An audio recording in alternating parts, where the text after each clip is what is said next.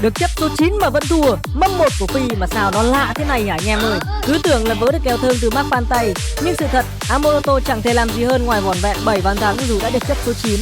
Sau thảm bại ê chề, dân tình đặt ra câu hỏi rằng chúng ta có đang đánh giá quá cao anh chàng này hay không.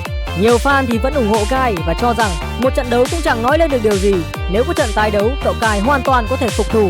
Nhưng cũng nhiều ý kiến cho rằng được chấp mà vẫn thua sâu thì cùng lắm Amoroto cũng chỉ ở tier 1.5 thôi. Những Biado hay Banaret mới thực sự xứng đáng ngồi ở hàng ghế cao nhất. Tôi thấy Kai đúng là vẫn chưa đủ tầm đâu. Mất vân tay đánh trông khác bọt hẳn thế kia cơ mà. Còn các fan lâu năm, anh em thấy sau trận đấu này cậu Kai xứng đáng hạng gì?